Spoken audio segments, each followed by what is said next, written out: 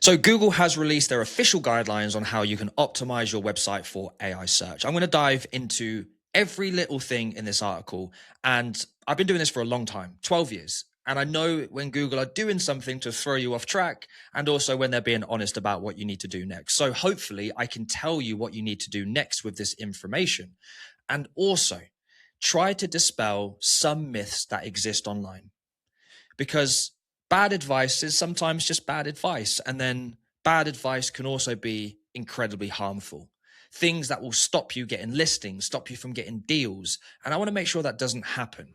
So let's just dive right into it. The first thing they call out is SEO still relevant for AI search? Of course it is. It's the backbone of everything that LLMs use. Any influencer that says traditional SEO doesn't matter anymore is completely off the mark. And I know there's a lot of advice out there that completely contradicts traditional SEO. The two main things that they focus on here are retrieval augmented generation, which is, I'll explain in a second, and query fanouts. RAG, for short, is just basically a library of data that Google or an AI search model has on you at the time somebody searches. So on the 19th of May, they might say Ryan Durrani is an SEO from the UK and he's 34 years old. You can just imagine that when somebody searches for something, there's a 1,000 librarians going into this big data set, and they're trying to pull the right books off the shelves until they find the one that is the most relevant and up to date for what somebody is asking for. Query fan out is just a clever way of saying, if somebody searches, what are the best neighborhoods to live in Jacksonville, Florida, Google will take that question and break it into 4 or 5 different questions. It might be 10, it might be 3, but it breaks it down. The reason why it does that is because the intent might share the same as what neighborhoods are the safest, what has the best home prices. It tries to basically link things together so that when it gives you the answer in AI search, it is the best possible answer. It stops you having to back and forth on blue links and get annoyed and then eventually get off the page. Google is trying to keep you on the page. That's the most important thing. And then we speak about AEO and GEO. This is just my opinion. I prefer to just call it AI search. And the reason for that is because we are literally just using AI models on top of a search index. That is it. Answer engine optimization is just a fancy way of a marketer trying to sell you something. And GEO is generative engine optimization. Again, it means nothing. AI search is exactly what it should be called, and it is what I will call it for the foreseeable future. That is just my little aside. Anyway, so let's talk about the foundational SEO practices that go into AI search. And here is where I'm going to call out some of the things that I've seen online from other real estate influencers. Again, I'm not taking shots at anybody, but some of the advice is just bad advice. I've been hands-on with this stuff for over a decade. I've seen every algorithm possible. I've seen every change possible, and I've always come out on top. This is practical advice that I've actually implemented over the years. So, providing a unique point of view and creating non-commodity content, I will bundle them up together. The reason being, as a real estate agent, you are uniquely positioned to cater to these 2 points of traditional search, which in turn will mean you get cited in AI search much more frequently. How do you do that? Well, you speak to home buyers and home sellers every single day of the week, and they all have opinions. They all have subjective experiences. They all have an idea of what the current state of an X market might be. So when we think about a unique point of view, you can think about, well, what conversations have I had with a first-time buyer this week? What conversations have I had with a seller who's trying to get fast cash for their home?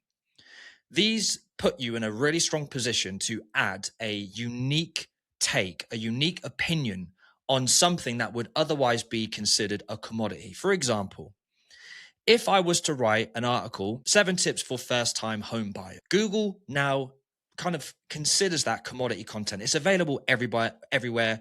Everybody is writing the exact same thing. There is nothing unique or important about this type of content. It's like the ultimate guide from 10 years ago.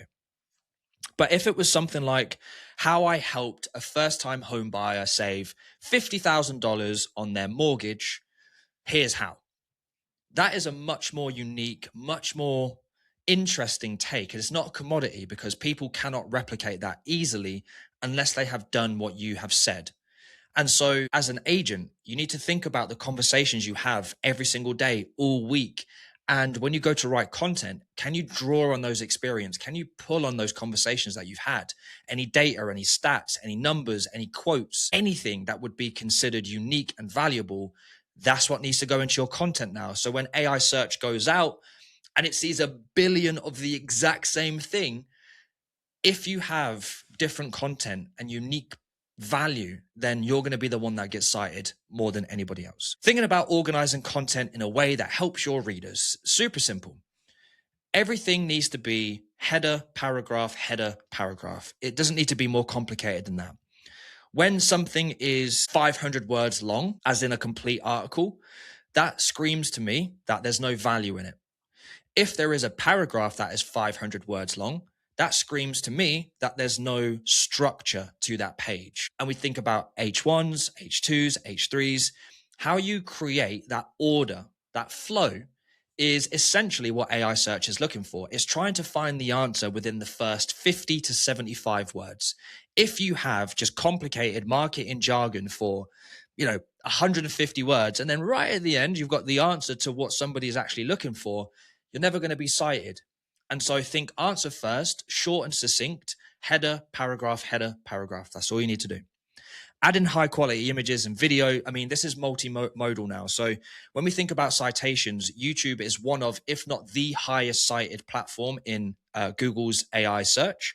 It is also part of ChatGPT search. And so if you want to write a blog post about, again, how I helped a first time buyer save 50K on their mortgage, if you had a YouTube video that mirrored that article and you had a picture of you with those first time buyers, you've basically completed the ecosystem. Because Google could then go and validate the article, the picture, and the video all in one swoop. So when AI search comes up and Google AI mode pulls in the answer, you have 3 opportunities to be number 1. And so when I look at some content and it is so unbelievably easy to see that the video is an AI avatar or the picture is not even a realistic AI image, it is just a bad AI image, it's a dead giveaway that you haven't put the effort in to want to be cited. This is the one I'm going to call out. This is the one I'm going to spend a little bit of 30 to 45 seconds on. Focus on what your users want and avoid overdoing it. I watched a video some time ago now telling somebody that they should create an FAQ page every single time there is a question about their brand. So, for example, if there was 50 questions about Flydragon, the advice was that I should create 50 individual pages to answer those questions. Now, I've had conversations with agents where I've told them not to do this. However, if they decided to do it, there's probably some work to reverse that in the future. And so I can't control what you do. However, the advice from somebody that has done this, and now Google, if you create thin, so 100 and 200 words less, and you create 1,000 of them or 500 of them, it might look great for 6 months. It might look great for 3 months. It's probably going to be 3 months. You'll see traffic. And then what's going to happen is that it's going to come crashing down, and trying to reverse that is going to be incredibly, incredibly difficult. It will take the better part of a year to reverse that. So my advice to you, when we think about searching for your brand or your market and you have common questions, is to create a central location where you can have those questions. If it's about your brokerage or your team or you, put it on the Meet the Team page, put it on the About page, put it on the company page. Anything FAQ related goes there. When it's to do with your market, what's it like living there? What's the cost of living there? Blah, blah, blah, blah. It needs to be on your core service page. It needs to be on your core community page. So if it's, Jacksonville, I've got my big long, here's the listings that I have. Here's what you get when you work with me. And then all of the answers about Jacksonville itself. Do not, under any circumstances, create individual pages with FAQs. You'll end up with 1,000 pages, no traffic, and then you're eventually going to end up having to fix all of that mess that you've created. And you might even need to actually buy another website to solve that problem. So it's not It's not the guidance that I would give you. This is another core one. Again, AI tools have made everything incredibly easy, right? We all use them. I use them. I am the biggest advocate of using AI in your day. However, if you just accept that AI content is what it is and you put that out, again, you're going to run into more problems than it's worth. Why Flydragon has a human in the loop and why we produce, 3,000 articles per month, and our poor content team are working day and night to make sure that it is of the highest quality, is why our content continues to rank and get cited by AI search. We put the effort in. We do not just take content from ChatGPT or Gemini or Claude and we put it on the internet. The same for your email, the same for your social media, the same for YouTube, anything like that, where it's just literally AI slop onto your platform without any human in the loop, is bad news. You can absolutely add a human in the loop, creating the content, getting it right, refining the prompts, building your Claude skills, and then, only then, will you accept the output as good enough. But if you were to just go onto ChatGPT right now, base model, no prompt, and just ask for content, you're asking for trouble.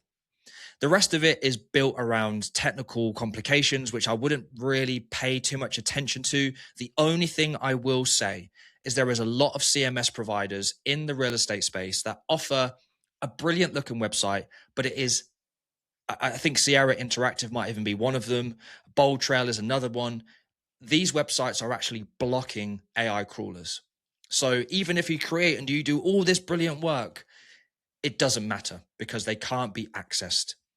And so that's what I would recommend that you do. If we think about everything else that we've got, optimizing your local business, it's just make sure you've got your Google My Business, you've got your citations, et cetera, et cetera. Another thing that I've seen floating around is the LLMs.txt.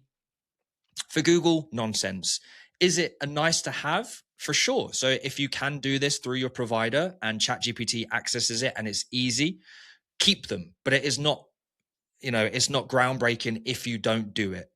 And I think that's really all we need to concern ourselves with. We're not really worried about agentic experiences yet. They're coming, but we're not really worried about that right now. So hopefully that was helpful. I'm going to feed you updates as and when they come from Google, OpenAI, Claude, whichever platform that we've got, and give you the advice and give you something that is going to look after you and not put you in a position where you've got to restructure your website or start all over again.